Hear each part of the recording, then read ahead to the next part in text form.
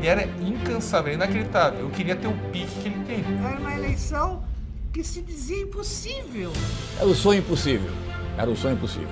Todos achavam impossível. Foi um político de Santa Catarina que sempre honrou seus mandatos. Então ele procurou sempre estar em contato e em consonância com o que o eleitorado dele queria, cara. Foi um cara muito fiel nesse aspecto, tanto é que foi eleito tantas vezes seguido.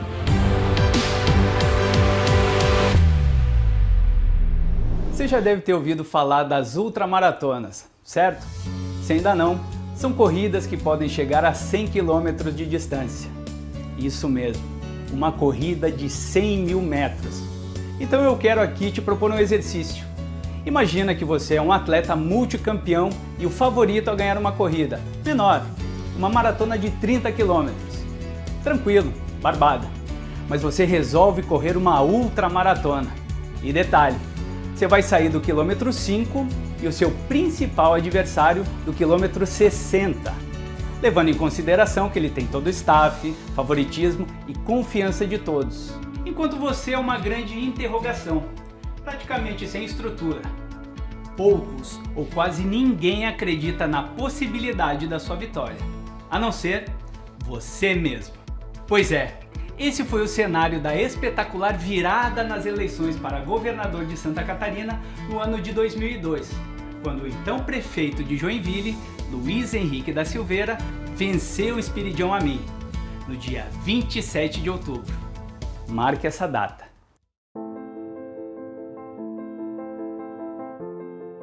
É porque ele sabia que se ele fosse governador, ele ia fazer um excelente governo. Ele não tinha hora, ele acordava às 6 horas da manhã, ia deitar meia-noite se precisasse.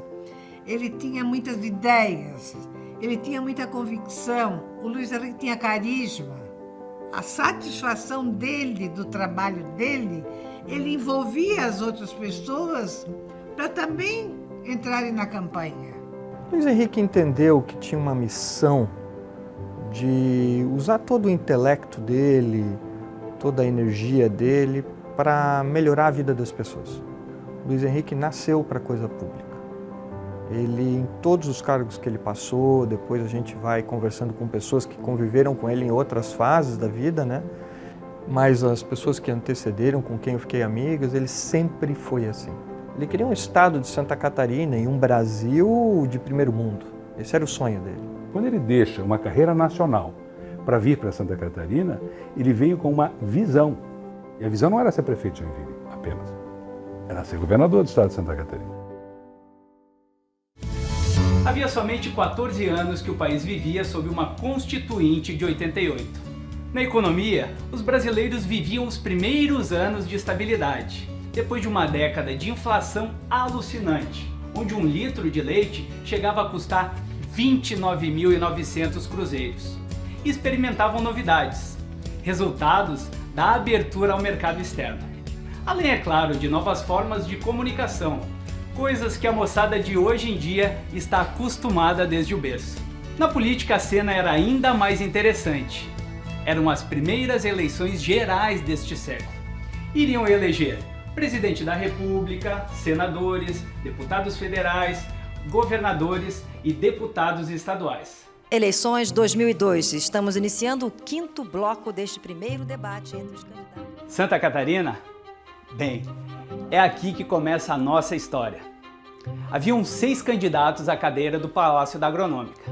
Ocorre que o favorito absoluto era o então governador e candidato a segundo mandato, Espiridião Amin. Embalado em uma cifra invejável, 52% de aprovação do seu governo. Como se esse cenário não bastasse, havia outra situação peculiar, coisa que só a política brasileira proporciona. Mesmo com um acordo no âmbito nacional, que estabelecia o apoio do PMDB ao candidato do PSDB para a presidência da República, em Santa Catarina, José Serra tinha um pé no palanque da coligação Santa Catarina Melhor, liderada por Espiridião Amin, e outro no da coligação por toda Santa Catarina, de Luiz Henrique. Na época era uma aventura mesmo, né? Que qualquer pessoa mais equilibrada, fala assim, pô, ele tem chance de ganhar, mas é uma aventura, né? Ele vai ser uma eleição morro acima. E foi uma eleição morro acima puxando 2 ônibus ainda, né? Na época ainda tinha comícios, tinha outras coisas, tinha muitos programas de televisão, tinha uma audiência de TV aberta que era muito grande. Ainda era palco de muita fake news, muita acusação, muita coisa. Enfim, eu acho que foi um final de uma era, de uma política meio suja, assim, entendeu? Com que surgiu uma novidade, surgiu essa política de fazer mais amigos e menos inimigos, mais prosperidade e menos revanchismo. A eleição seguiria seu curso com o espírito do já ganhou. Se não fosse o ex-deputado Luiz Henrique da Silveira, que navegava em águas tranquilas em seu mandato de prefeito de Joinville, se colocar como um dos candidatos a governador do estado. Voltemos então ao ponto principal, em razão desse filme aqui. O que levou Luiz Henrique da Silveira a abdicar da prefeitura da cidade mais populosa do estado para enfrentar um adversário virtualmente eleito? O que determinou a sua vitória? Como se deu essa virada? Sonho? Paixão? Determinação? O Espírito Amin já era governador, tinha feito um excelente governo, é uma pessoa super conhecida, era uma eleição que se dizia impossível, inviável. Eu nunca esqueci a despedida do Luiz Henrique numa grande festa da Prefeitura de Joinville, com a adesão lá dos tucanos que estava assumindo a Prefeitura de Joinville. Criou-se ali já a primeira coligação, entendeu? Entre MDB e o PSDB. E veja bem, o PSDB estava no governo Espírito Amin, mas o Luiz Henrique já começou, com a sua visão de futuro, o projeto de ser governador de Santa Catarina. A candidatura do Luiz Henrique é uma candidatura do coletivo, é uma candidatura de um forte partido político com aliados importantes. E a candidatura do Espírito Amin é uma candidatura solitária. O Luiz Henrique, naquele momento, havia sido presidente do partido, do PMDB Nacional, e líder do PMDB. E qual é o caminho natural de um líder do PMDB majoritário naquele momento? Era ser presidente da Câmara, que ele abriu mão para Michel Temer.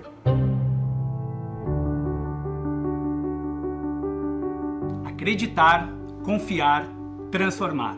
O sonho desse visionário era replicar em Santa Catarina as experiências positivas que conheceu nas dezenas de países que visitou enquanto deputado estadual e depois federal, em 3 mandatos, e como ministro da Ciência e Tecnologia, cargo que ocupou entre 1987 e 1988.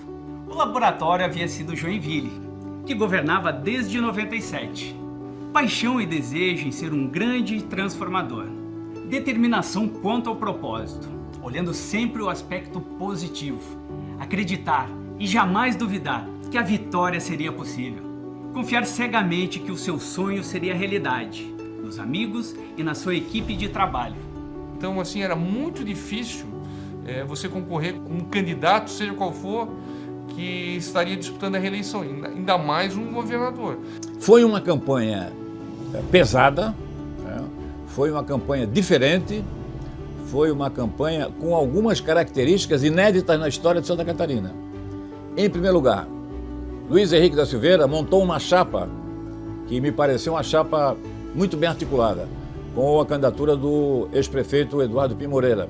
Portanto, ele uniu o Norte, uniu com o eleitorado do Sul e com candidatos de expressão também do Oeste de Santa Catarina. Então ele montou um tabuleiro, que, digamos assim, foi um tabuleiro do ponto de vista matemático, o ideal para disputar uma eleição difícil, impossível até na época. Ele me convidou para voltar para Santa Catarina para cobrir, para ser o assessor de imprensa da campanha dele. E ele me falava que se ele ganhasse, eu seria o cara de imprensa do governo dele. Era uma coisa meio impossível, porque ele tinha 5% das campanhas, na campanha da preferência do eleitorado. E a semana, sexta-feira, cara, era um dia cruel, cara. Sexta-feira era um dia cruel, porque saía pesquisa. E a gente tava lá no interiorzão, 500, 600 quilômetros de casa, e aí eu que dava a má notícia para ele me chamava de urubu de plantão. Eu que dava a má notícia para ele. Depois no governo, as matérias ruins também era eu que dava, enfim. E aí, rapaz, eu dava notícia e ele falava, não, tá errada essa pesquisa, não sei o quê. Só que quando eu ligava pra minha mulher aqui em Joinville, ela chorava, cara. Ela chorava. Mas naquele tempo a gente enfrentava um governador com a máquina na mão, cara. Por mais que ele fosse isento, correto e tal, era diferente. Ninguém queria ser candidato junto com o MDB, porque o Luiz Henrique não ganhava do Amin. O Amin estava com a pesquisa bem alta, né? Teve um desprezo, acho que o grande erro deles foi desprezar o processo. Nem eles, nem ninguém acreditava na vitória do Zé. Eu acho que você entrar numa guerra e desprezar o inimigo é o começo do fim, né? Então eu acho que esse foi o grande erro deles. De um lado ele, Luiz Henrique, o candidato a vice em sua chapa, Eduardo Pinho Moreira, o parceiro de partido e ex-governador Cacildo Maldaner e todos os assessores. Do outro lado, Dona Ivete, as esposas dos candidatos, assessoras e amigas mais próximas. Todos pagando as despesas que envolviam as viagens com o dinheiro do próprio bolso. Aí a gente começou a correr o estado, sem dinheiro, não tinha dinheiro para comer, nós não tínhamos dinheiro para abastecer. Aí tinha um senhor que ia com um Fiat Uno na frente, ele ia correndo o roteiro na nossa frente e ele ganhava combustível em alguns postos na estrada e ele passava para nós, ó, no posto tal, fala com o seu Zé que ele tem 20 litros. Não havia igualdade de condições no ringue da campanha. Mas Luiz Henrique, que abandonou o mandato de prefeito para concorrer, repetia convicto: eu sinto nossa vitória na pele. O tom do que seria a campanha por toda Santa Catarina foi ditado muito antes da convenção que sacramentou as candidaturas. A festa da descompatibilização do cargo de prefeito levou mais de 8.000 pessoas para o centro de eventos Carl Hansen. E ele falava assim, eu sinto aqui na pele que nós vamos ganhar, porque eu vou sair de Joinville com 100 mil votos na frente. Tá aqui, ó. Tá na pele, estou sentindo. A vitória tá chegando, estou sentindo. Mas nós, depois até a gente começou a achar que ele estava falando sério. Já achava que era uma coisa sonhadora, completamente sonhadora. E quem era esse candidato visionário?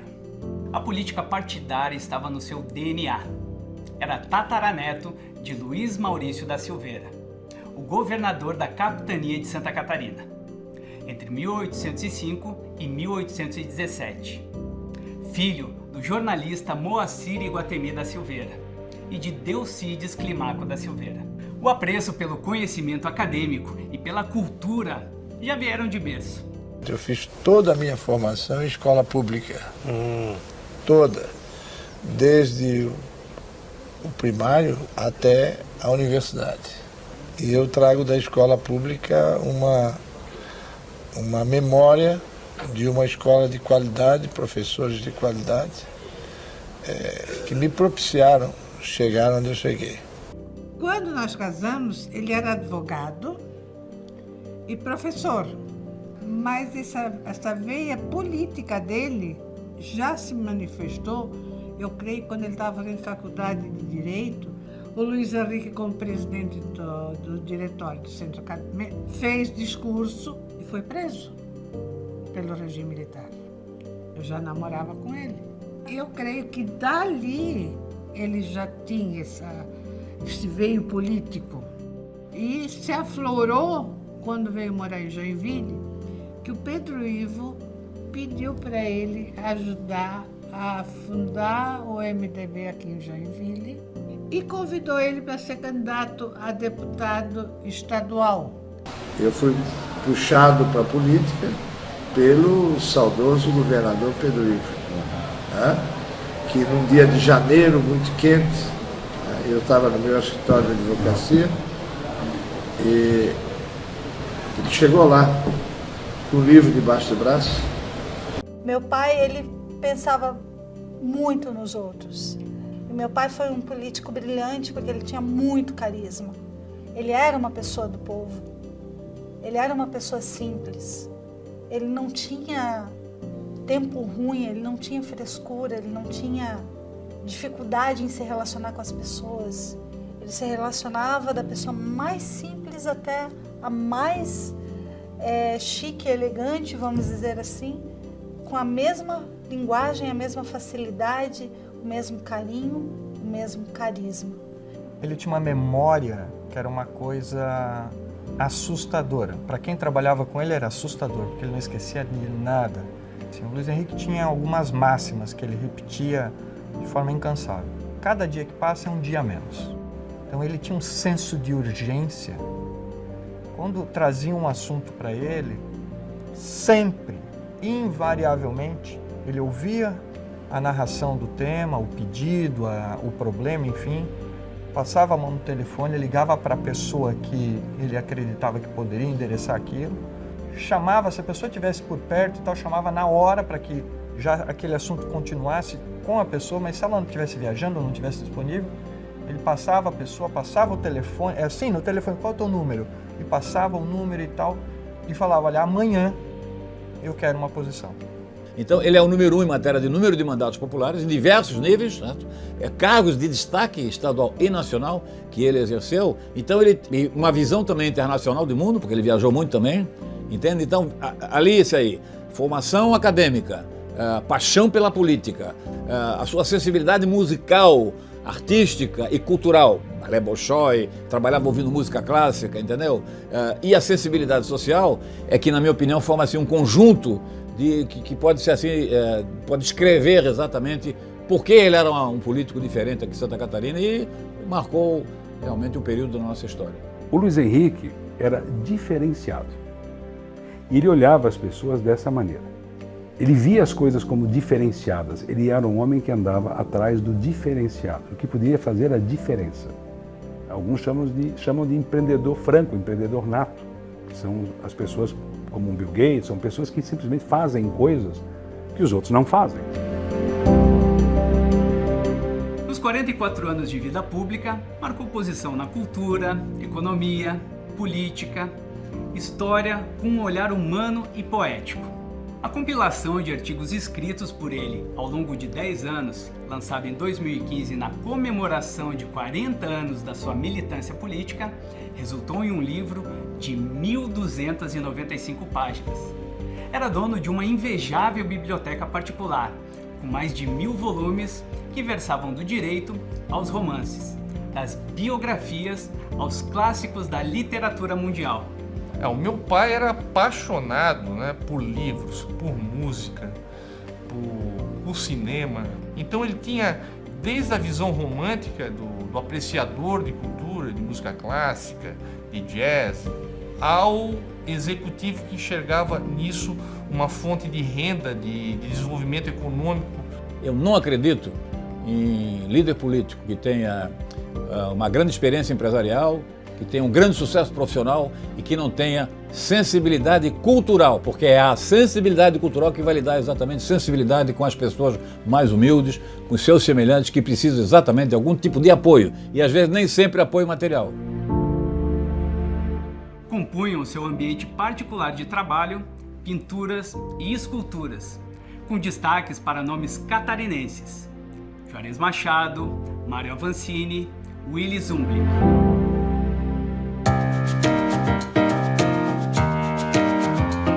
A eleição inicia assim, com a união dos correligionários, mas muitos prefeitos do, na época, PMDB, se esquivavam de reuniões e comícios, com o candidato do próprio partido. Preferiam ficar em cima do muro, porque o governo do anterior havia despejado milhões de reais para obras no estado, para as prefeituras, às vésperas do início da campanha, sem olhar a cor partidária, o que os adversários chamariam de o show do milhão. Além disso, claro, todos os prefeitos não queriam ficar mal com o atual governador, que consideravam já eleito. O Amir era o governador. E ele liberou umas emendas lá, e o pessoal do Guerra Política e tal, classificou aquilo, é o show do milhão, que era 1 milhão para cada prefeito. Então a gente ia para as reuniões no interior, várias, não é uma nem duas, estamos falando de dezenas de reuniões. Elas eram canceladas porque o cara do PMDB, o prefeito, não estava na cidade. Alegava viagem, doença.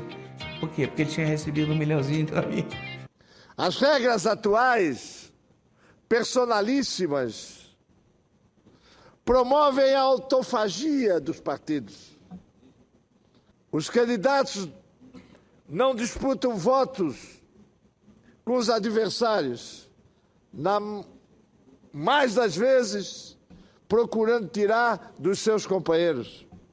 Os aspectos mais concretos da campanha, que era o contato direto com o eleitor, implicava em uma engenharia que precisava inicialmente lidar com a escassez de recursos. Comparar a desigualdade de condições é o que ocorre de pronto a todos que recordam aquela jornada. A transmissão de fotos para redações de jornais também dependia de internet lenta, emprestada e quase inexistente na época. Pensa em frio. Você já ouviu falar de frio? Então agora frio do Planalto Norte, 0 grau é menos 15, né? Porque é um gelado, né? Planalto, né? E aí ele foi lá inaugurar não sei o quê e a gente estava na mesma cidade, na agenda, Monte Castelo, Aí chegamos lá e tal, ele acabou o evento dele, os caras entraram nos carros, naquele tempo não tinha celular em todo o estado, mas eles tinham aquele celular internacional, botavam uma antena em cima do carro, falavam em qualquer lugar, em qualquer momento. Entraram nos carros, ligaram o aquecedor e o Zico, meu amigo, colega, que era o assessor dele, deu tchauzinho pra mim. Eu tava no orelhão, passando uma notinha para um colunista, tentando fazer uma notinha favorável, e a minha mão gelada, cara. No orelhão, eu tava roxo. A gente, por incrível que pareça, trocava os roteiros em fax. Então todo dia eu tinha que fazer um lugar mais próximo que ele estava, chegar os roteiros na mão dele, chegar a pesquisa do dia, ele me ligava de alguma hora e eu tinha que estar em algum lugar que ele pudesse ligar, porque ele ligava, a gente discutia determinado ponto, determinado assunto. Foram meses de intensidade, muito até por causa desses percalços de comunicação, que hoje, como tu mesmo falou, já não teria. Depois, revisava a agenda e no dia seguinte devolvia a lista para a coordenação da campanha, também por fax, situada em Joinville, com seus pareceres e novos compromissos. Toda essa manobra quase inconcebível hoje, não é mesmo? A batalha vai ser árdua. E foi uma campanha franciscana. Ele tinha um motorista. Difícil do ponto de vista material, né, financeiro, né? Sem dinheiro para nada. Ele privilegiava convidar a gente para a campanha. Quem tivesse computador, que ele não tinha dinheiro para comprar, nem para alugar um computador. Naquele tempo era um pouco mais caro, bem mais caro do que é hoje, né? Então, assim, não tinha gasolina, era o cara que emprestava e era tudo assim, cara. Ele dormir, marcar uma palestra numa cidade, na outra, no outro dia de manhã para economizar e fazer a estrada para não pagar hotel. Quebrou o computador do fotógrafo na primeira viagem, não tinha dinheiro para pagar o concerto porque vazou o cristal líquido. Aí tinha um avião. Aí ele veio no avião, a gente levou ele, ele levou um avião pequenininho, ruim. E o filho do piloto do helicóptero, que era um garoto, estava começando e tal, pegou ele pro avião. O cara veio, foi, daqui a pouco o garoto botou a cabeça lá de fora que não estava enxergando nada. Quando chegou lá no final, ele voltou e falava assim, mas eu não vou subir esse Henrique, de jeito nenhum, eu não subo dessa aí, eu tô fora, me deixa fora. Daí ele olhou pra gente, o Joãozinho já tinha saído pra pegar ele em Laje. E mais tínhamos ficado nós. Daí ele olhou, cadê o Joãozinho? Não, o Joãozinho já foi. Ah, então tá, então vou com vocês. Olha, mas é o seguinte, aqui é uma van escolar e não tem nem ar quente nem ar frio, não vamos precisar pegar um cobertor. Ah, vou ligar pro cara aqui, um fulano, no MDB, não sei o que, vai dar uns cobertor pra gente. Daí nós fomos pra van, pro centro da cidade, na loja do cara, o cara abriu a loja às 11 horas da noite, pegou 3 cobertores, aquele bem fininho de mendigo, aí deitou, veio o Jairão, motorista, que já morreu, grande cara, eu, o Carlão, fotógrafo, 2,15 metros de altura, ficou meio dobrado, e o Luiz Henrique no banco de trás, enrolado no cobertor, cara. E fizemos 8 horas de viagem de noite, naquele frio, cara. Não tem isso, é mentira, os caras chamam de dinheiro. Não é verdade, cara, eu vivi isso.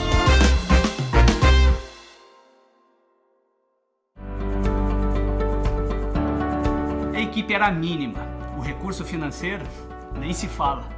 Mas o que não faltou nessa jornada incerta foi o apoio da família. Os filhos Cláudio e Márcia estavam sempre presentes e Dona Ivete, sua esposa, que certamente foi peça fundamental nessa trajetória de sucesso. O nosso núcleo familiar, o núcleo mais próximo, acho que sempre acreditou, tá? Porque sempre acreditou nele, sabia como ele era bom de voto, como ele era persistente, né? E sabia da força que ele tinha, apesar de todas as dificuldades. E foi uma eleição, no final, muito prazerosa, né? Muito tensa, mas muito prazerosa. Se os partidários não acreditam, eu que sou esposa dele, tenho que fazer alguma coisa. Eu nunca tinha feito uma campanha política. Liguei para Ivone Maldaner, a esposa do Cacildo Maldaner. Liguei para Ivane Freta Moreira, esposa do candidato a vice, do Eduardo Pinho Moreira. E para Bernadette Pavan, que o Pavan era candidata ao Senado. Fiz um almocinho na minha casa e disse, olha, é uma eleição difícil. Agora, se a gente se unir e trabalhar junto, se nós mulheres mostrarmos que nós também temos força, temos voz, temos vez, essa eleição pode ser ganha. Não vou dizer que são as mulheres que vão ganhar a eleição, mas nós vamos somar. E saímos de cidade em cidade para fazer encontro com mulheres. E eu ligava para o Luiz Henrique. Luiz Henrique, como é que está a reunião? Como é que estão as reuniões de vocês? Porque nós vamos para um lado e os homens para o outro. Eu sei que para muita gente ele pode ter parecido um louco, um sonhador, mas para mim não. Para mim ele estava fazendo a coisa certa, ele estava correndo atrás do objetivo dele, do sonho dele.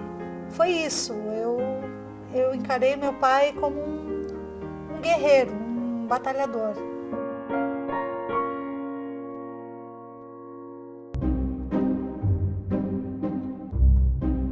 Nada se compara à logística de atuação do primeiro turno. O candidato Luiz Henrique fazia questão de visitar todos os municípios. Sem muitos recursos, essa proposta exigiu criatividade. Essa memória é do motorista do candidato, o Joãozinho, figura que se transformou numa espécie de fiel escudeiro de Luiz Henrique por mais de 13 anos até o Senado. A gente fazia um roteiro aí de 7 a 10 cidades por dia. Isso era um roteiro e tinha que voltar para Joinville. Eu não conhecia o estado ainda, o que eu fazia? Eu colocava uma agenda, nós vamos para onde? Para o Rio do Sul, então eu já colocava aí Blumenau, Rio do Sul, Pouso Redondo, ali no câmbio ali. Cada cidade que eu passava eu fazia um risco, dirigindo eu fazia um risco. Essa eu já passei. Era aquela coisa maluca do cara aparecer na minha casa domingo à noite, segunda-feira de manhã, segunda-feira de tarde, com uma caminhonete, ele e o Joãozinho, ele buzinava, eu entrava, íamos nós três, correndo pelo estado assim, dormia na estrada para economizar hotel. Assim como os personagens de Miguel Cervantes, Dom Quixote e seu fiel escudeiro, Sancho Panza, Luiz Henrique e Joãozinho cruzaram o estado de Santa Catarina de ponta a ponta, visitando todos os municípios com transporte terrestre. Ele percorreu alguns milhares de quilômetros de estrada, entendeu? Dormindo dentro do carro, certo? O carro, inclusive, foi adaptado para isso. Ele chegava a fazer programas assim de um comício em Criciúma e no dia seguinte tem que estar em Chapecó. E de carro, nada de avião. O banco, então o banco do motorista não era um banco, e sim uma poltrona de ônibus que eles adaptaram e fizeram atrás do banco dele uma proteção, uma chapa, porque se desse um acidente, alguma coisa, não bater na cabeça dele. Então eles colocaram uma chapa de proteção, né? Se caso alguém batesse atrás, não matar ele dormindo, né? Como ele estava viajando o estado inteiro, viajando de carro, numa perua Blazer adaptada para poder dormir e viajar igual um maluco. Mas nada disso seria suficiente para livrar os dois companheiros de uma tragédia iminente. Em muitos momentos, Luiz Henrique realmente achou que aquele poderia ser o fim da linha. Entre Mafra e tem a 116, ali eu estava indo com ele e de lá para cá vinha uma carreta e o caminhão resolveu ultrapassar a carreta. Quando o caminhão foi ultrapassar a carreta, eu saí para o acostamento, mas eu saí sem frear, só saí para o acostamento, mas eu ia bem embalado, ia uns 100 e pouco. E quando eu saí para o acostamento, o caminhão também saiu. Aí o Luiz Henrique pegou e se jogou no meu colo, falou, morrimos, Joãozinho. Quando ele se jogou assim, Deus fez com que eu passei pelo meio da carreta e do caminhão. Foram raras as vezes, no primeiro turno, que Luiz Henrique contou com transporte aéreo. Uma dessas vezes teve tudo para dar errado. No trajeto entre Joinville e Florianópolis, onde haveria uma reunião com integrantes das Forças de Segurança do Estado, Luiz Henrique teve uma discussão séria, exaltado com o piloto por causa do atraso de 2 horas na decolagem. E quando você acha que não dá para piorar... E aí o Luiz Henrique ligou pro piloto, o piloto não atendia, ligou para um, ligou para outro, e nós lá no aeroporto esperando, de repente chegou o avião. Quando chegou o avião, eu peguei, então, eu falei para ele, prefeito, não precisa ir a Florianópolis porque o senhor vai voltar depois de volta. Ele falou, não, tu vai junto. Eu falei, como? Eu nunca tinha andado de avião. Ele falou, vai junto. E nisso o Valdir ficou com a caminhoneta e eu peguei toda a documentação que ele tinha e botei embaixo do braço. Só que o avião já estava com a desligada. Quando eu fui lá, eu ergui o braço. Quando eu ergui o braço, aquele papelada foi para tudo o aeroporto. Foi só papel para o aeroporto. Aquele documento que ele ia falar lá foi tudo. E quanto mais aquilo vento fazia, mais eu corria atrás daquele papel.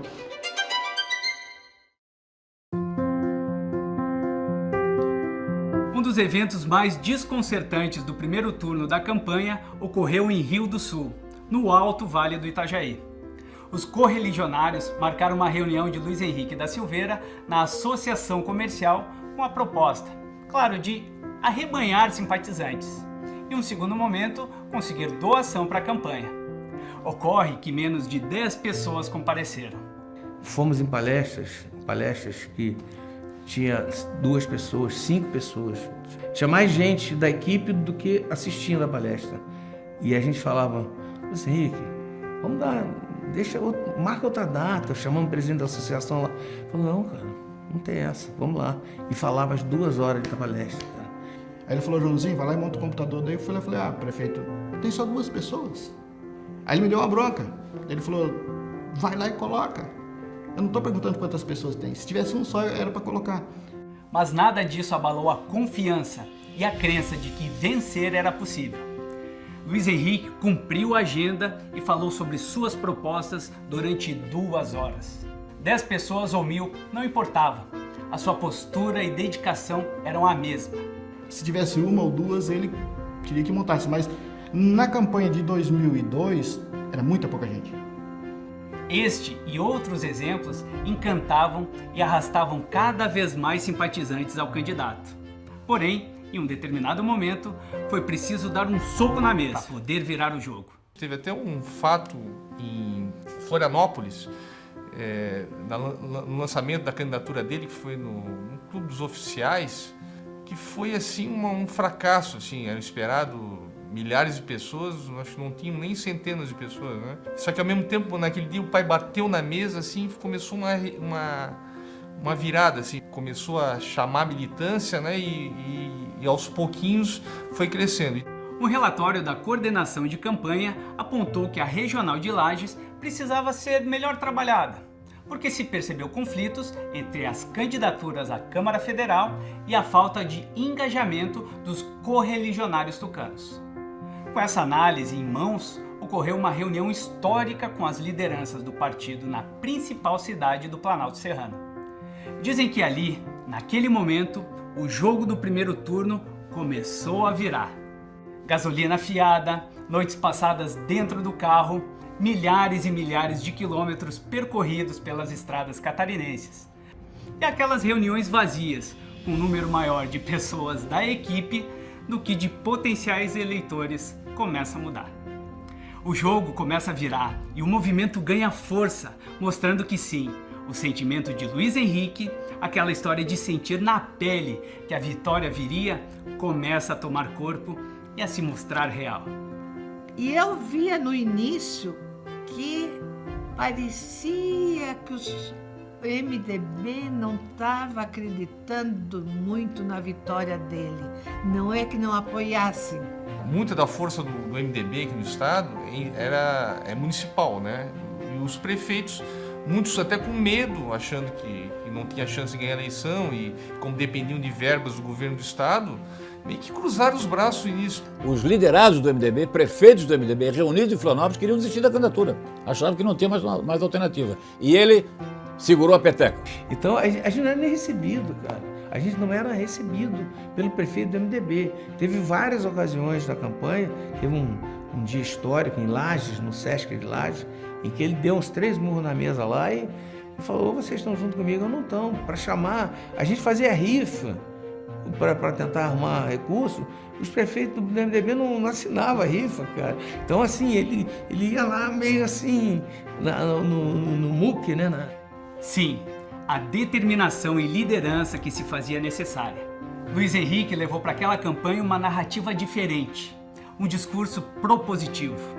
Nos debates, por exemplo, o adversário a mim se gabava das obras de infraestrutura. Luiz Henrique pregava o desenvolvimento social, cultural e econômico do Estado. Trunfo de Amin, alto índice de aprovação. Trunfo de Luiz Henrique, baixo índice de rejeição. Estar no segundo turno era considerado o passaporte para a agronômica. Fizemos aqui em Joinville, na Liga de Sociedade, deu 2.215 mulheres.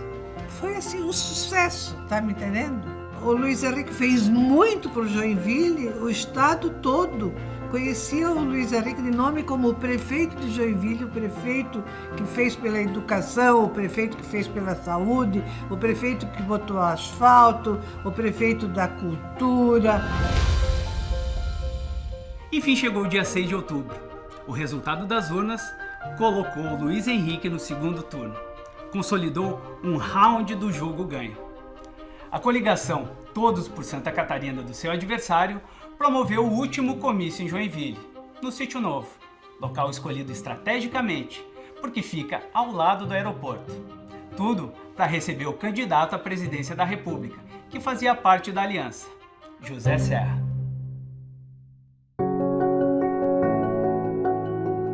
O comício aconteceu e Serra teve a companhia dos candidatos ao Senado, à Câmara Federal e à Assembleia. Menos de uma hora depois, dali, o Tucano voou para Chapecó, onde participou de outro evento gigantesco. O próprio Serra, que era candidato à presidência, botava um pé em cada canoa e vinha para o Luiz Henrique, depois foi no comício do Amin. O quadro era esse, cara, entendeu? O PSDB era a noiva, né? E aí o Luiz Henrique montou uma chapa, que, na minha opinião, foi um dos fatores que agregou, né? Demais, porque botou o Eduardo Madeira de vice e o Pavão para Senado. O episódio José Serra e Esperidião Amin juntos, no mesmo palanque no oeste do estado, provocou reação imediata. Luiz Henrique absorveu a traição e admitiu, somente para os íntimos, o desembarque da candidatura de Serra e o apoio a Lula em segundo turno. Cacildo Maldaner, liderança expressiva do MDB e candidato ao Senado, não foi tão discreto. De imediato, anunciou o apoio ao Partido dos Trabalhadores. Declaração que virou manchete no jornal Estado de São Paulo. Ele deixou o celular dele, Joãozinho, pega meu celular. Eu fiquei com o celular dele na mão. De repente, liga um senhor, eu atendo. Alô? Ele falou, é o Luiz Henrique? Eu falei, não, senhor, ele está dando uma entrevista. Ele falou, mas passa para ele. Aí eu peguei, quem quer falar com ele? Luiz Inácio. Aí eu peguei, anotei num papel e fui lá na coletiva e passei por trás dele. Prefeito. E quando ele olhou assim, Luiz Inácio, ele pegou o telefone e já, fala, meu presidente, porque daí já era o segundo turno. Fala, meu presidente. Eu falei, que presidente? Lula. E depois, no segundo turno, a onda Lula, o Serra, no último dia, aqui em Joinville, ele veio até aqui para um comício do PSDB, ficou 5 minutos, pegou o avião e foi para Chapecó para o comício do Amin, aí, gota d'água, Luiz Henrique rompeu o segundo turno com Lula. Aí como ele dizia, né, ele falava muito isso, ele gostava de dizer, por que fazer a eleição morra acima se podemos fazer morra abaixo? Vamos juntar, vamos abraçar.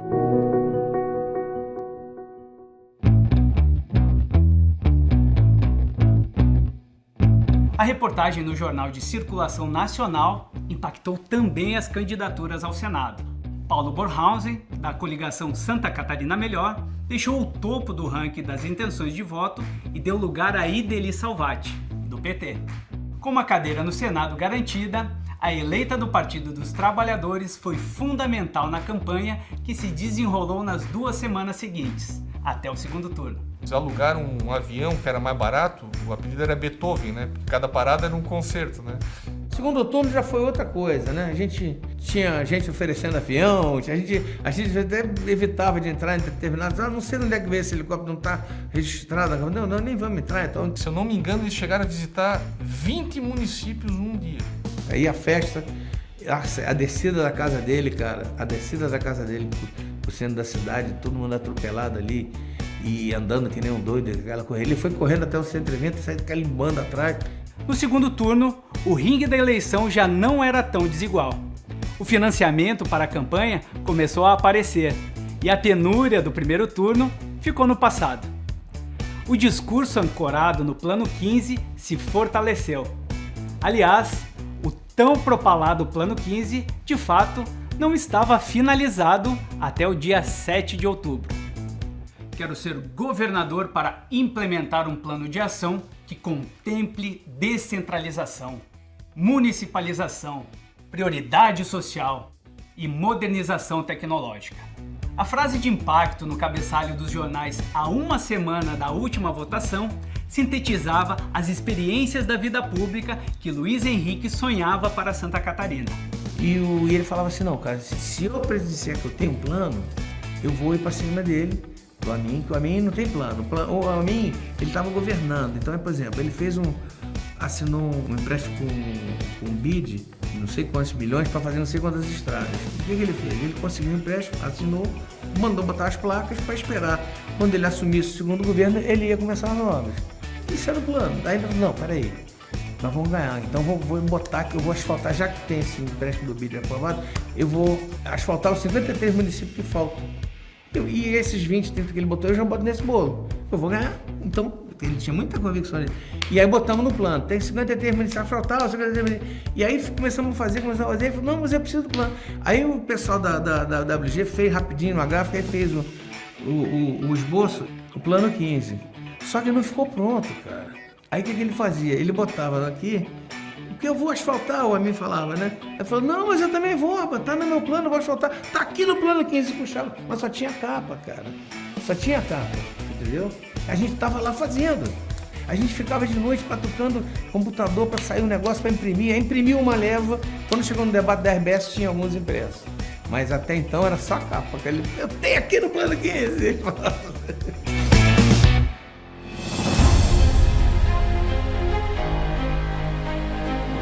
Para o jornalista Moacir Pereira, o até então visionário Luiz Henrique deu lugar ao estrategista, ao expert na engenharia das alianças.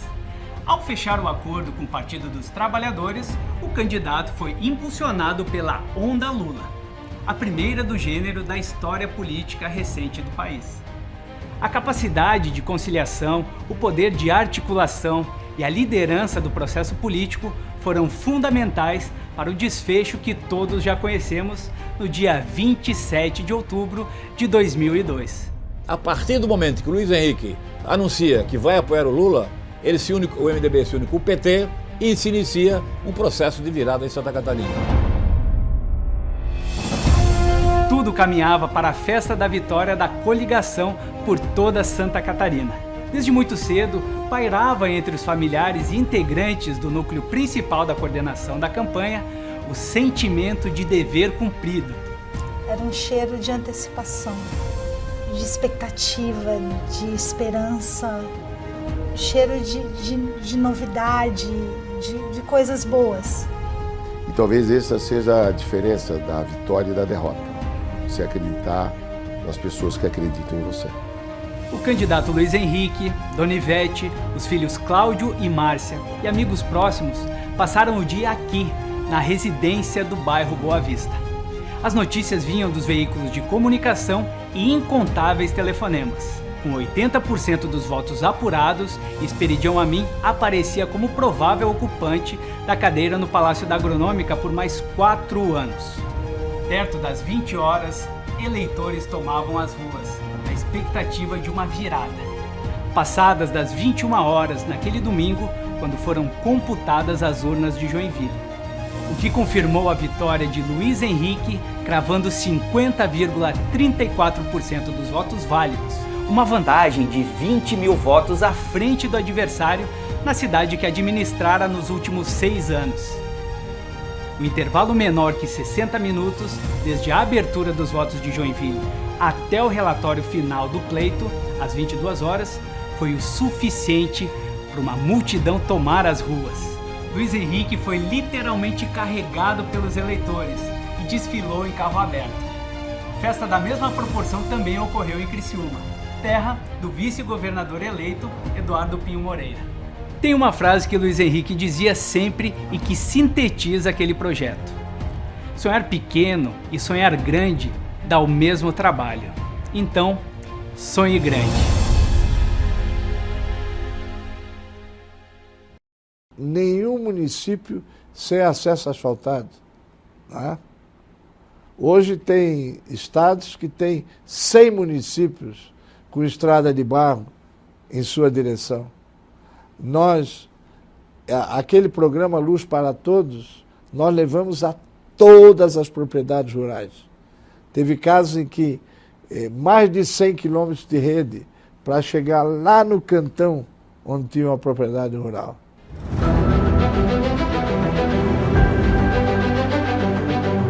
Ele era realmente um visionário do ponto de vista político. Tinha uma extraordinária capacidade de articulação e ele tinha uma determinação política que não é muito comum.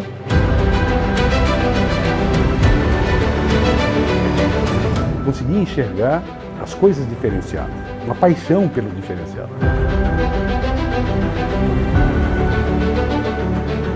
Eu acho que o acreditar, o ser perseverante e até o último minuto entender que aquilo vale a pena. Mas a eleição de 2002 foi a coisa mais maluca que eu participei da minha vida profissional.